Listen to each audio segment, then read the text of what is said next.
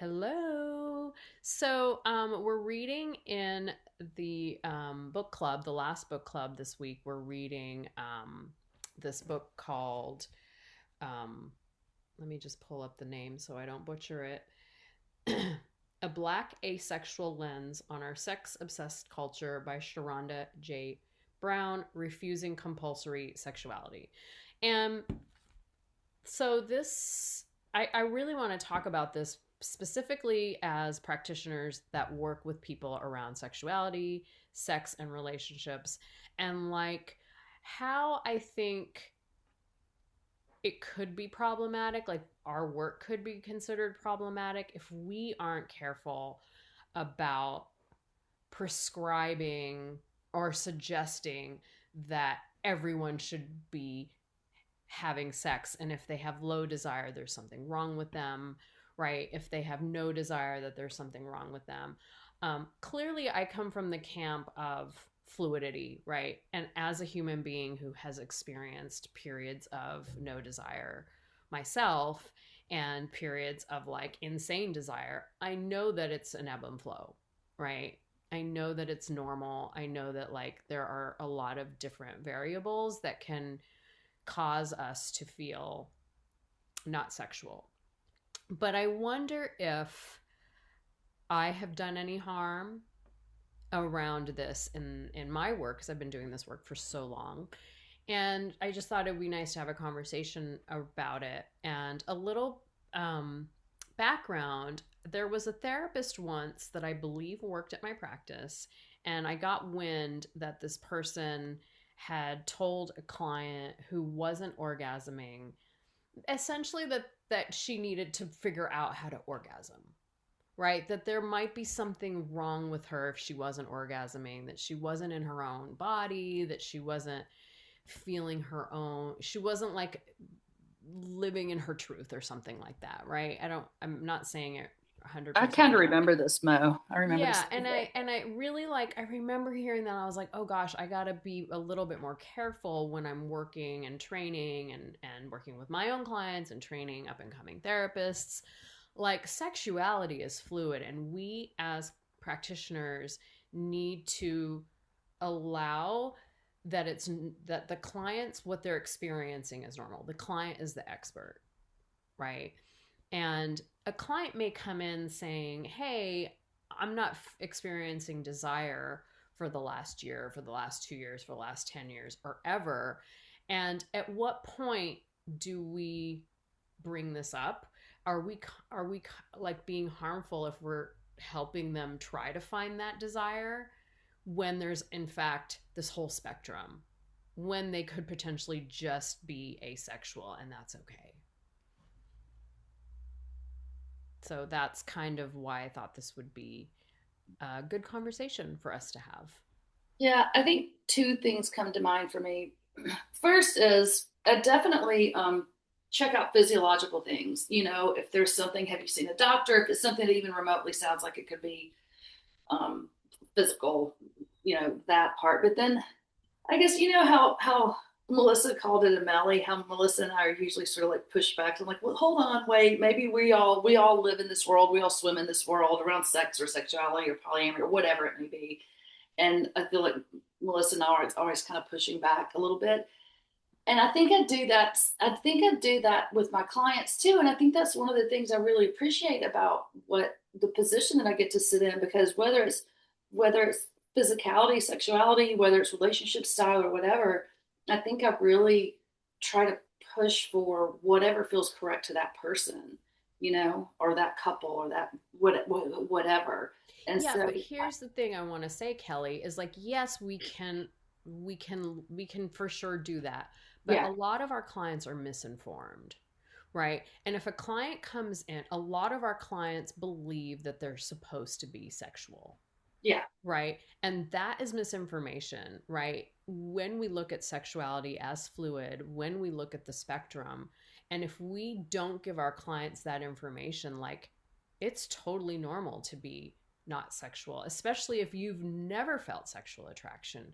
Maybe this asexual identifier aligns for you, right? And I guess the conversation is around that. Like, do we dismantle this for our clients? And if so, when do we bring that up? I personally think it's really important to bring it up. If someone is in my office and they have no desire, then I need to let people know, like, that's a thing.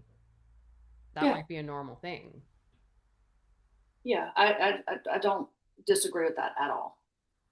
And I don't know if I know the exact time. I don't know. I guess it depends on what they come in saying their presenting problem is. Is this something they come in and they're talking about right up front and they think it's a problem? Or is this something that, weeks in, all of a sudden this other thing is introduced? It's like, oh, wait, this was kind of an important piece. I think it just, I don't know. I don't know if I can think of an exact time that I think it's the correct time to do it, but I definitely agree with you that it is something that needs to be in the front of our minds. Yeah, I agree with both of you. I don't know that there is a perfect exact time, but I do think it is important to bring up. And it does make me think about, I think the power of validation, maybe the power of validation in that, um, I think one of the first steps as therapists that we usually take is validating the client's feelings and their experience. And I think in that, it kind of, there's this thing that I guess maybe there's this. I think sometimes invalidating that maybe there's this possibility. I mean, somebody who might not be a therapist or whatever, I don't know, there might be this possibility of like, oh no, we might miss out on the fact that they do want desire or that they don't want desire, whatever. But it's like, it doesn't matter. It kind of takes away. What am I trying to say? Melissa, get your words together. I think there's power in validating our clients and trusting that that validation and whatever their experience is in the moment will kind of help to, kind of help to guide, will help to get us there to where the client wants to be or needs to be, because we're taking away the pressure to feel or be or any one thing, and we're meeting them where they're at in the moment. And I think when we meet them where they're at in the moment and validate how they feel in the moment, that it will bring up, like, for example, if somebody's saying coming in and feeling like they've been not feeling desiring of sex for X amount of years or whatever, it's like either that validation can be like, oh my gosh, well, thank you, that feels so good. And maybe I don't need to, maybe this is okay and this is normal or whatnot, or it can take them on the path of like, well, thank you for that validation. That feels really good, but I still desire this, and what can we do? So I don't know. I do think that there is something powerful in that at the beginning, and that happens like right at the beginning, right when we first meet our clients, in my experience, at least as a therapist. Yeah. Yeah. I was Oh, sorry. Go ahead, Wayne. yeah, I was gonna say something before Melissa started talking, but then she just kind of tied it together. Because I was going to kind of be like it makes me think about, sometimes me and you talk about more like the macro and the micro of things. And I think that when people come in, they are in the world, right? So they getting all the messages that most people getting like from social media, friends, and all type of things. And I think that when they come in, and it just helps it helps me, I know for something I do, it really helps to understand what their words mean to them, and right, and just giving them new context to words, and bringing in new understanding. And I think that to Melissa's point, it does help validate them because, oh wow, I didn't know that was a thing. But yes, and it kind of helps them redefine like what it is, like for themselves, and how it's like I've had this thought for so long and just didn't know it was a thing, and so I'm not weird or I'm not different, or I think yeah. And I think too, like that we sometimes even as therapists can get caught up in fixing, you know, and that a lot of times our clients come to us not, or maybe they do want it fixed, but in reality, it's not about fixing. A lot of times our clients find real value in just having the space to talk about the things, into exploring and discovery, and just kind of having somebody present in their process, in their journey, in their path or whatnot. And things kind of just sort of unfold if we kind of allow and trust the process, but it doesn't always need a fixing and this like clear answer and whatnot. Yeah. So And I also think that plays into, so there's a conversation going on right now. It's so crazy we're having this conversation about, there's a person out there who who people social media have been kind of on, but it's a good thing because they basically this person is presented as a doctor in psychology, and now there's a whole, but they don't have an actual doctorate in psychology, and so it came back to like what people's jobs are, titles are, what their profession is, how they, and it's like all these influencers on social media having all these words that they use and make everybody feel like they're supposed to be this thing. And I think that, just starting to define like who, like again, what are you looking for as far as help goes and kind of like trying to like do some research and trying to figure out the person who can really help you and understand if you're trying to get a coach or a therapist and things and like to what extent, are you feeling like uh you're needing help or you feeling like maybe something like sorry, I know I'm all over the place, but it's like I feel like if you're wanting to like work through something, I think, what is it? I'm trying to think of my words right now. I'm like you right now. Like I'm all over the place. But how do I say this? I think that if, if I'm feeling like, I'm trying to achieve something, then I think a coach does well. But when we start talking about like things that start to make me feel like I have some like trauma or performance, uh, I am all over the place right now. I am lost for words. I suck right now It's because okay. that's so much. I'll have an 8-week-old in the house, don't you? Under Yeah, sleep deprived a Are you little sleep bit. deprived, Wayne? yeah. Maybe a little. Well, I mean, if I'll jump in a little bit, I think what I'm feeling of what everybody's saying and kind of where this is going is that there's a great responsibility that we have to be mindful of it and to see if like our own things are getting in the way or if we're reading what our clients want the most or and that we're not giving misinformation or they they do come to us because we do have an expertise in a certain way and so we just have to be mindful of that and think about what we do with it.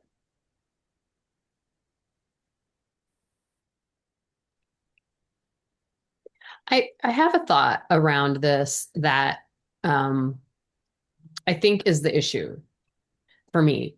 I've had clients because they're conditioned with this idea they're supposed to be sexual, that there's something wrong with me. Even when we present the asexual um, continuum, even when we let people know about it, they come in with this preconceived notion. Like, I think the asexual label is highly stigmatized. Like, oh, no, no, that's not me. That could not possibly be me. I used to be super aroused, right? Um, and uh, something is definitely wrong with me, right? And we have clients that get their hormones tested, like Kelly was saying, like they do all of the medical things because they're convinced something is wrong with them because these stories are so pervasive, right? Like starting, and I'm talking about specifically talking about assigned female at birth folks who experience a lot of pressure throughout lifetimes because I feel like in our culture, male sexuality is centered, right? And male sexuality is also sort of like revered, like that high sex drive is revered, it's supported, it's centered in our culture. And when AFAB people, assigned female at birth, um, and are um what am I trying to say also, like when they get this messaging, they start by being sexual, and oftentimes they do it at a young age, i.e. having compulsory sexual relations, right? Consider that's what's considered compulsory, whether they desire it or not, because they think that they're supposed to, and they think that there's something wrong with them. And in that process, maybe they do find their sexuality. Maybe they do find something that's arousing, or they think that it is, right? Like, I think what comes up for me when I'm reading this book, because they center this idea of compulsory sexuality being a very violent, like this idea that it's violent in our nature, because what I'm talking about, I think, happens to a lot of my clients is Some of it is performative, or at least it starts performative. And there's an overlap between emotional desire and physical desire that people can't parse. And I'm talking about AFAB people. And this is probably true for men too, AMAB. And I think we how do we help our clients get to that place where they dismantle that performative piece? This isn't about performing anymore. This isn't about what you think you're supposed to want. This gets to be about you, and not by the time you're 50, right? Like, because, yeah, by the time women are in their 50s, women that are my age, maybe even 40s, at that point, women are like, wow, I've been performing for a really long time, right? I've been performing, I did the thing, I have kids, and now they're like, have I ever been sexual? What is actually my sexuality? And so, I think these conversations can start to happen sooner. We see a lot of clients, at least I do, where there's that disparity, right? One partner wants it, the other partner doesn't. But they don't want to call themselves asexual because the desire exists somewhere. But there's like this overlap, there's performance, there's emotional desire, like it's all convoluted. And how do we help our clients like figure out what's true for them with And with that play, when there's all this pressure? Yeah, go ahead. Sorry. I think I I didn't got mean to interrupt. I was just say that this plays into what we often come around to, that there's a fix my partner, fix the other one, or fix me, and it is that whole fixing thing. So, we talk about that quite a bit, but this definitely shows up that way heavily. I mean, I think that's one of the reasons that people come to Los Angeles yeah. sex therapy. That Yeah. Yeah. Yeah, I think that was pretty. Also, I love when you guys talk about like just checking in with your clients and just asking them, where they learn about sex, like what is their definition of sex, where did it come from, their understanding of sex, and I think that's super helpful as well because just trying to figure out like, did I learn when I learned sex, did I get all the things about like how I'm supposed to show up, what I'm supposed to do, opposed to taking care of myself, what does that look like? So I think that's, I love when you guys it even helped me to even understand and see that part of it. Yeah, I'm curious, Mo. I know this isn't about the book, but it inspired this conversation, and you've only read a couple of chapters. But what's Yeah. sort of the flavor of it? What's it introducing? What's it bringing up? So the book, I think I love the intro of the book because it's really leaning into fluidity. The rest of the book really leans into asexuality as an identity and um, a lot of the stigma around it and helping people really accept the identity of asexuality. That's kind of what I'm gathering from the book. I Yeah. haven't finished it. But from what I'm understanding, it's not really leaning into this concept of fluidity, which is where I lean Yeah. as a practitioner, is that our sexuality ebbs and flows throughout life, right? That's sort of my take on it. But that's personal experience, right? Well, let's Mo, oh, sorry, go ahead. no, go ahead. Go ahead, Melissa. I was just gonna say, I read a small, very, very, very short excerpt of the book. And to your point, but also to expand on that of like fluidity, like it's not leaning into fluidity, it is leaning into like, more what do you call it? To the identity of asexuality. But I remember in the expert there was a part though that the author was talking about really highlighting that asexuality isn't like what do you call it?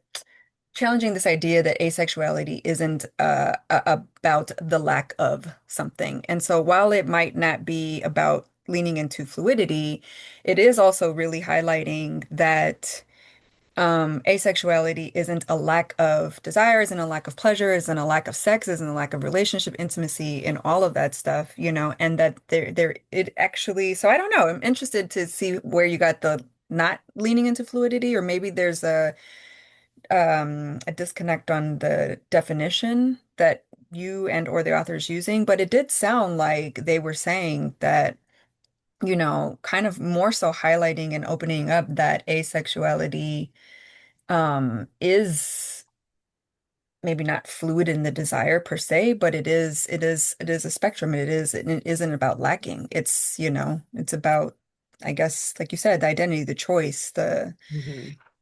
Yeah. leaning into what your truth is and what your sexuality is, and kind of expanding on that and being more open about that, um, versus Yeah. rigid on what that is. So, Yeah, I think you're right. I mean, I haven't read it, so I think some people don't want a label. I think I think just understanding what compulsory sexuality is in our culture can be helpful. And maybe when we educate from our particular lens of like how we operate as practitioners.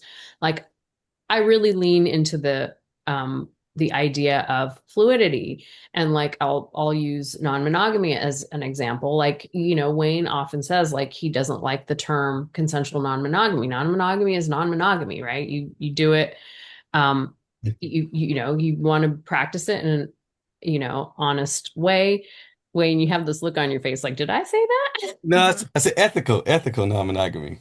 Oh, Yeah. ethical non-monogamy It's is what like we're consensual. Like, no, like I want people to consent. okay. You just don't like the term ethical Yeah, yeah, non-monogamy. Yeah.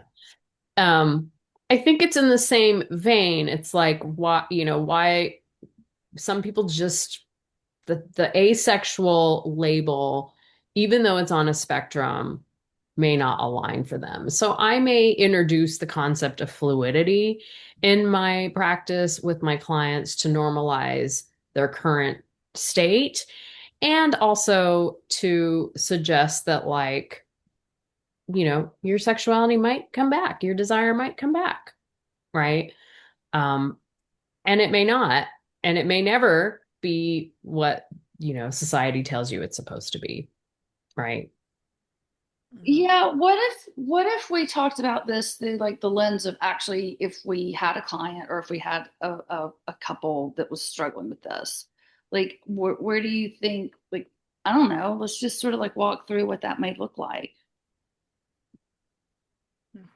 Have any of you ever I dealt with I that? I think I would maybe start off. I don't know if this is too specific, but I would start off by inquiring what what sparked what inspired them, what moved them to even seek help. Like, why did they reach out? Why are they here?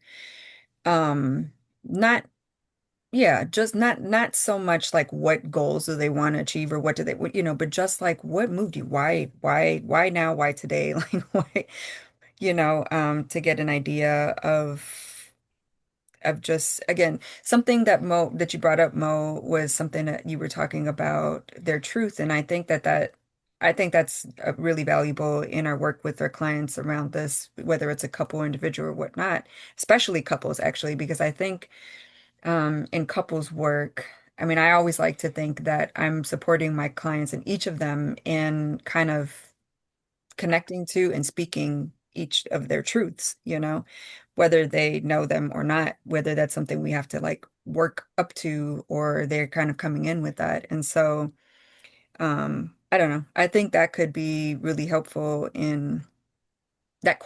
really helpful in seeking what that is for them.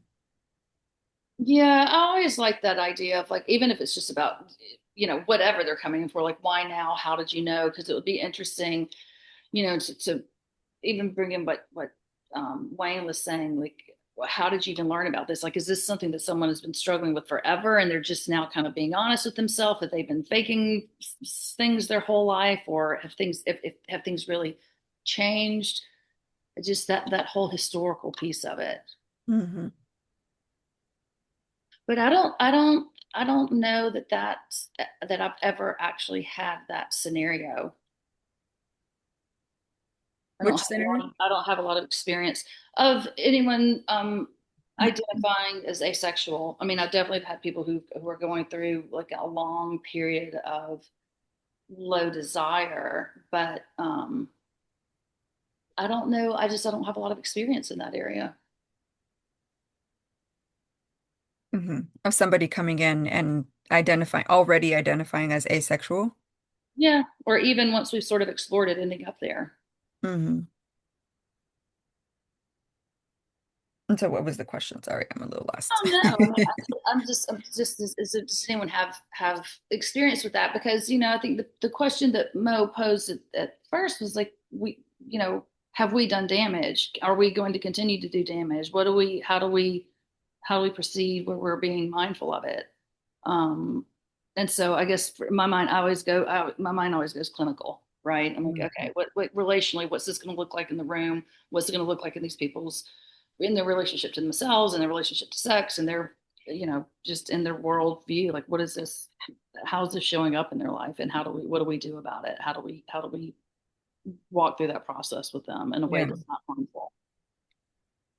I yeah, I don't know that I have an answer, but in saying that, I mean, I think that's the thing is like, and this might not be sound profound, but exactly what you're just doing right now, all of those questions, is having questions and kind of um more questions than answers, I think. And so yeah, and more in terms of like the labels, I do think that both and like the labels can be really helpful and it can help for some people. It can be, like a revelation and it can be profound and it's like, oh my gosh, that's me. That fits. Like, whoa, I never knew that. And then for some people it cannot fit right or just doesn't feel good or there's some stigma that comes along with it or whatnot. And so it might not necessarily be helpful. I mean, even just you speaking now and just using like, AFAB and things like that, and me as a experienced, therapist and sex positive therapist, it can be a little bit sometimes like, wait, hold on, what is that? Okay, make sure, what does that mean? And do we have the right definition? Um, so I agree with you in that asexuality, the label of it can maybe not be a good fit or it can be a good fit, but so I don't know that it's necessarily harmful, but I don't know. It's an exploration. It's a it's a journey, it's an exploration. And I think again, just having somebody be there present with you who has a little bit of education, who has kind of as best as they can, expanded viewpoint on sexuality can be helpful in and of itself and not getting caught up in like this very rigid, like we gotta help our client figure this out. Yeah. Yeah. Okay, I don't know if it's gonna come out right, but I think she's just helped me out little bit from what I was saying earlier. I think that's what, like, there's a lot of buzzwords, and I think that people who on social media they get hold of these buzzwords and they misuse them, and they use them in ways that can be hurtful, unhealthy. And I think that this is what yeah. So when it comes to like people who are trained and professionals, they're able to help give those words context and really help to kind of unpack some things and really help a client to understand, opposed to just having a word and just self-diagnosing, like, oh yeah, I'm this thing because I heard it on all these different platforms. So yeah, I think that's what I was trying to say earlier. I think a good question could be like, okay, well, say it's like trying different things on, it's like, okay, say you are asexual or you're not asexual or whatever. Like, how would your life be different? How would that serve you? Or like, how do you,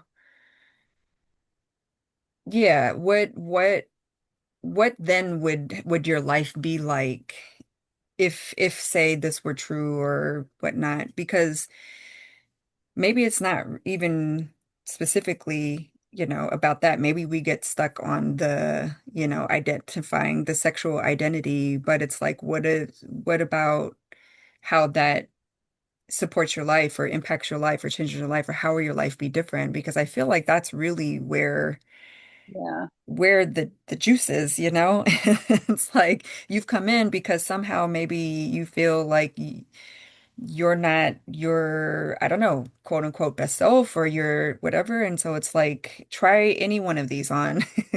And then how do you think your life might be different? Yeah, and I can imagine one way in which it would be scary is that it would possibly lead to isolation. Either you don't have desire any longer, and therefore your relationship is going to change, or you see, these what the world is screaming at us in a bunch of different ways. Like, am I ever going to have that kind of thing? And it possibly could. Like, if you felt that you were asexual and that was going to stand in the way of you having the kind of relationships you wanted to have, that would be a really scary thing that it would almost seem like, oh, wait, I got to fix this. Yeah, absolutely.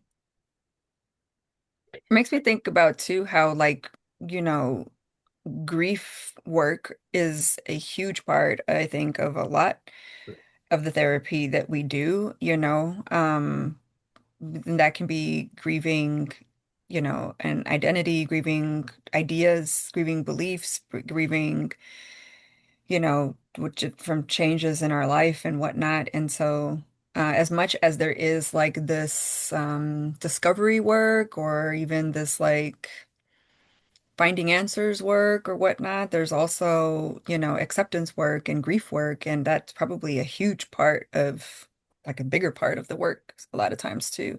Is not like adding things in, but I don't know, doing the work to accept like what we've lost or whatnot. So I love that take, Melissa. I think that we need to incorporate this in our training. Um, that a lot of it is grief work. So many people come in, and in my life, people talk to me about this kind of stuff because they know that this is the type of work I do. So I have friends on a regular basis that talk to me. And a lot of times it isn't about not feeling desire, it's about not feeling desired, right? Like their partners that they've chosen haven't desired them, or they feel like they're lacking in this area, even though they're partnered, or even though they have multiple partners. A friend of mine has multiple partners, and literally every person that she is in relationship with doesn't doesn't really have a sex drive or something like that. And so like um she's like in a continuous state of like grieving that, right? And I think that's why I get into the astrology work, because I'm like, what's going on in someone's life that like they keep choosing these partners, or and I digress a little bit, but I think that like what you're talking about really resonates, is like the grief that people feel when they don't measure up to what society tells them they're supposed to measure up to, or they don't measure up to what society says like everybody else is experiencing, right? Like I'm in this open relationship and I have multiple partners, and still with that, I'm like feeling Yeah. deprived is the wrong word, but like neglected, or Or just maybe undesired, unwanted. I mean, yeah, that grief undesired and wanted. Yeah. really, that grief piece really struck me too. The grief and acceptance part. Um, because I do think that's a huge part of what we do. And how do we bring that in? Because here's the thing, people come into our practice, we're pleasure based, we celebrate sexuality, all versions of sexuality, and we have to acknowledge the grief, right? And that's hard. Yeah, because there is so much shame. yeah, Yeah, I almost feel like the introduction of that is a little bit easier because there are those questions of like, how is this showing up in your life? How does this hurt you? Or what, do you, there, I mean, I think there are a lot of ways to bring that in because people can tell you how terrible things are, right? They can tell you what's going wrong and what makes them sad and all of that. But then to like really, I think it's easy to bring that part in. And I think that was a good way to go about it because I'm imagining that would really give someone a space to just like release all of that and really get in touch with that side of it. Like, yeah, this is causing me a lot of pain, and these are the ways in which it's standing in my way of, a fulfilling, joyful life. And then the acceptance, that's a harder one because if somebody does want to change or does think it needs to be different, um, I think acceptance is really hard.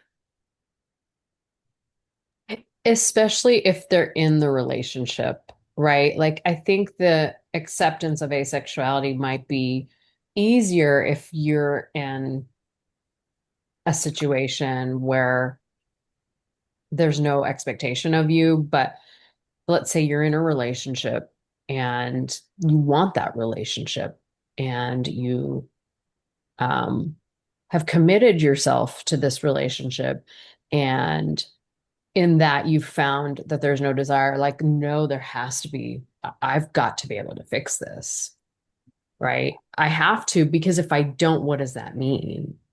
All right, if I lean into this asexuality label, is my partner going to leave me? Is my marriage null and void? And I talk about a lot of reasons that people can lose their sexuality. Like, for one example that I use often and that I use with clients that are have become newly become mothers, because for some reason I see this is where I see it the most, right? That first year, and Melissa, you can speak to this as the mother in the room. That first year of after you have a baby is so common. I see it all the time. You lose your desire, right? And sometimes it can go on for multiple years. Yes, postpartum depression is one way to talk about it, but I also believe that there is this like connection that you're building and bonding with the baby, and that takes a lot of energy from the body. And sometimes it's the same energy, right? It's that intimacy energy. And so I see that a lot of women who have young children don't have that desire that they used to have. And they think that there's something wrong with them. And then we've got labels like postpartum depression, which fine.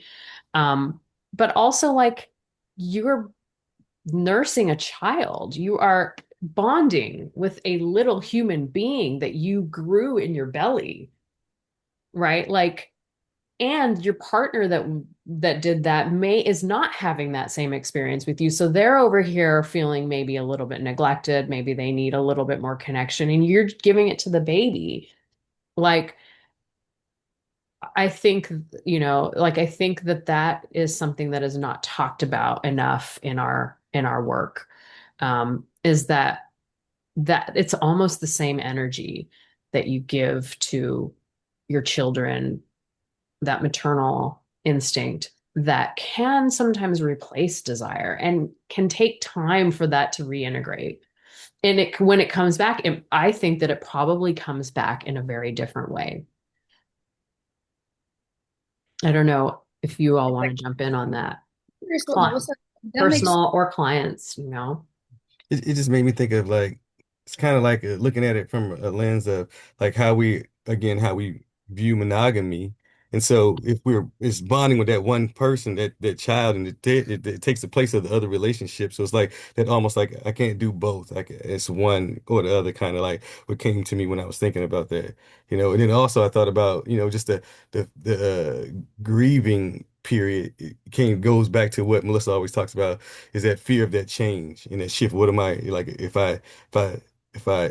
if we talk about this, or I lean into it, or we actually go through it, then what am I losing, or what's going to change or shift? Because like, yeah, like you said, I think it was Kelly said, that is my partner going to leave me? Like, yeah, that's scary. Yeah, So scary, yeah. yeah. Well, you were super sexual one time, and now you've got a baby. Yeah. I appreciate you bringing up that example, Mo, and I could definitely relate for sure.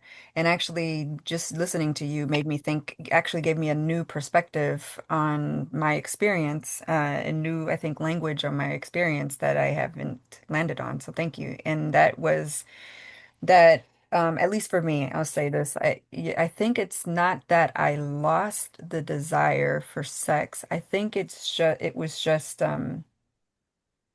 redirected. Like you said, it was just, it went into the baby. It went into myself. It went into, my body, caring for my body. It was now, more it shifted more into intimacy, in a different way. And like desire is, and desire for sex, and then we specified even more desire for penetrative sex and desire for orgasm. Like that's just one tiny, tiny, tiny, tiny little piece of sexuality.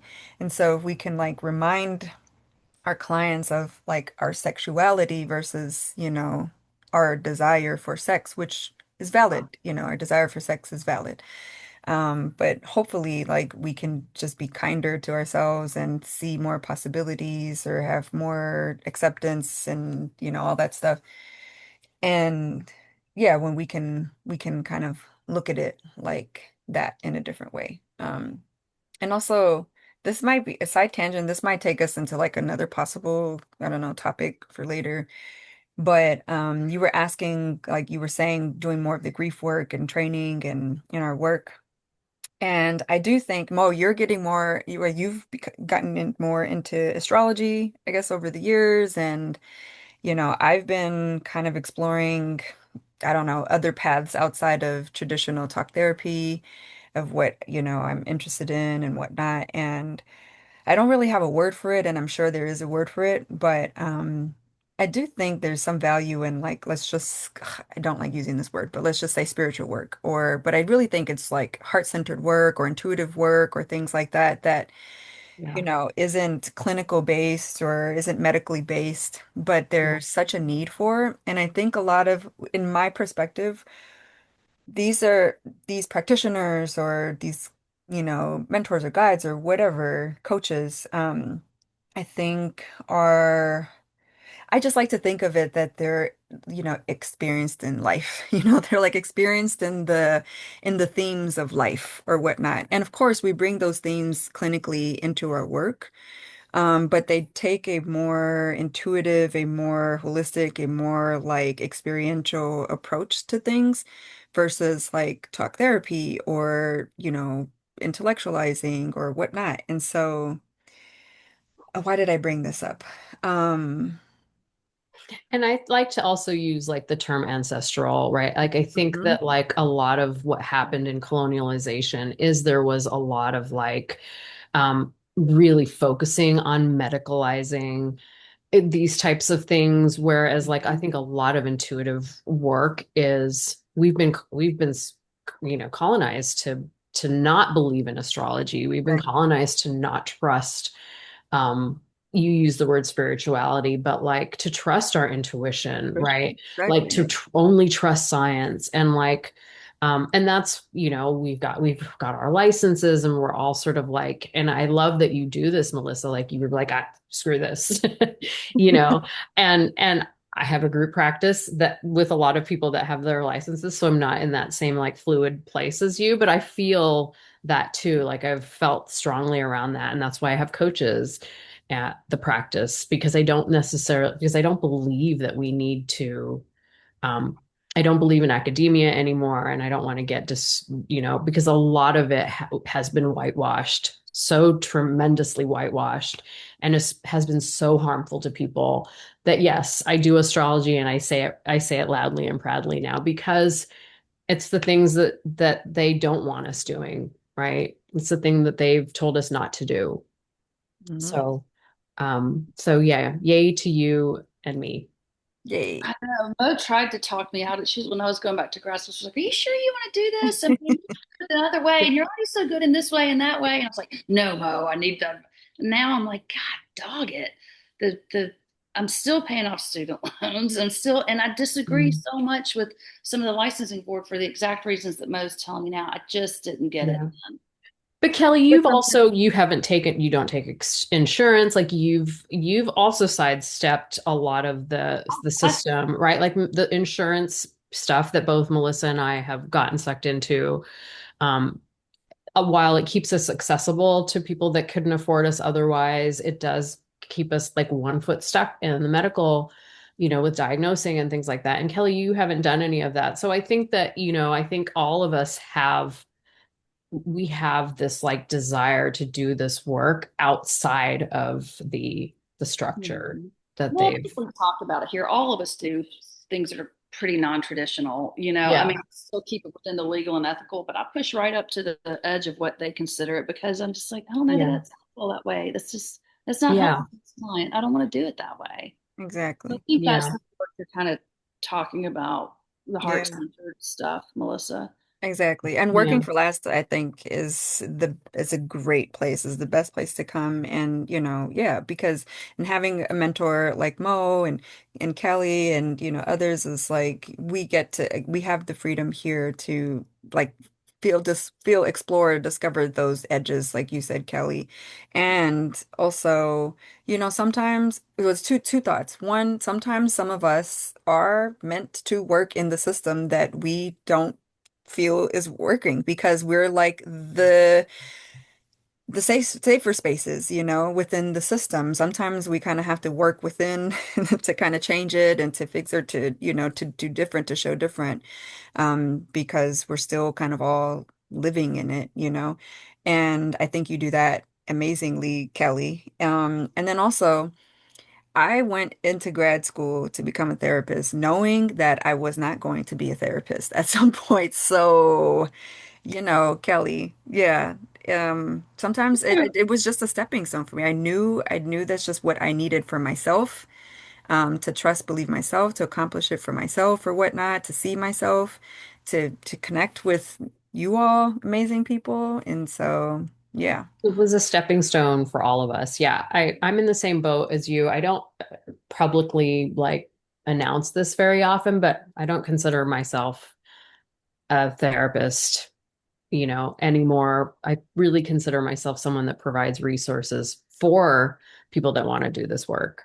Mm. I'm a resource provider, more than, You're the you know, center of the wheel for all of us spokes. Like we're all the spokes on the wheel, and you're the center of it. yeah, I don't have that many clients. I don't actually do this work one-on-one that much anymore. I do have a handful of clients still, and a lot of my old clients do pop back up, and I'm here to support them. But um, I'm here to support, folks like Kelly and Wayne who are really passionate about doing this one-on-one work. Yeah, but I do think that just the whole, if you want to call it an industry, is changing and is being pushed forward. I mean, even if we just look at the DSM, as much as I really dislike a lot of it, at least it's changed. I mean, the year I was born, being gay was a mental whatever. What are you laughing about over there, Mo? Melissa just she like cocked her head to the side and like her bun hit Wayne in the face and Wayne went. That's funny. And Wayne was like, whoa, what was that? I didn't even see that. It was the cutest I thing. missed it. It was just like so classic of a couple that's been together forever. Like, oh man, you hitting me with your bun? What's going on, woman? Wayne, you look tired. I am. I was up late last night, like to about 3 or so. I'm trying to create these ebooks, because so much you guys have said today, it's just kind of like what's been on my mind around. Like, I think that, like Melissa said, the work that we do is so intuitive, and I think that it just frustrates me now that I see all these people who are just talking heads and just using the words because they learn some words and they use them in a way that aren't really helpful. And I just appreciate, like, I look at the people that you bring into last and I'm like, wow, these people are really good. Like, man, this is what when I think about type of work when people need or type of help that people need, I think about people at last, and so I'm so thankful for just who you are and just the type of people that you bring into your circle and who I get to meet and get to be around. And like I said, I think so highly of you, Melissa, Kelly. Like, yeah. So, but it's just in line with what my thoughts are already, like a lot of the things you guys are talking about right now.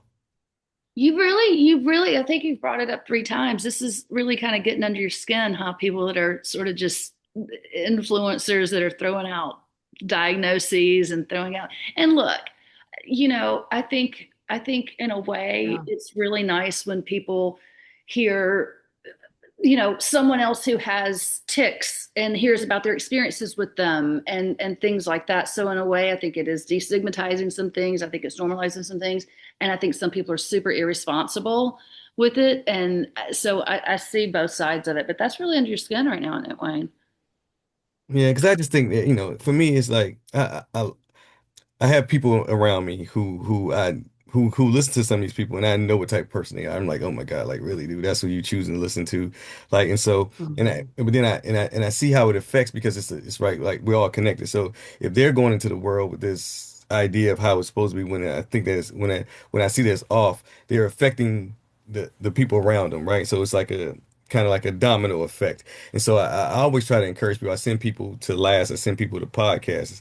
I send people to people I listen to, so it can really try to help influence like the direction of things, and like the people that are really here to who are intuitive, who can really help you and understand the nuances of not just giving you a label, but understanding like where that label comes from and how it affects you. Yeah, Wayne, I think that I've experienced I think you're ready to write your book. Because I think that like I know you do a lot of public speaking, but I think you need like we can talk about this offline because obviously that's probably not part of the podcast, but like it's time for you to write your book. May as well start plugging it now.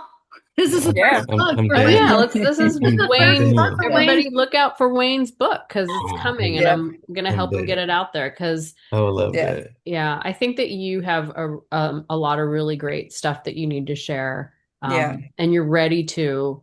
And I think that like public speaking and stuff, you do a lot of it now, but I think once you have it all in a book, it's going to be so concise that you're going to be able to take that book and use that as your talking Yes. points. And Mo, I'm so glad that you said that because he's been working on ebooks and he's stayed up late to work on ebooks, but no ebook. Like you need a book. You need a book. You And need a like book. you left that review on last week and it was so well written. I was like, there's Wayne's voice. Like I heard it. Like I hear you every day, and here and talking with you.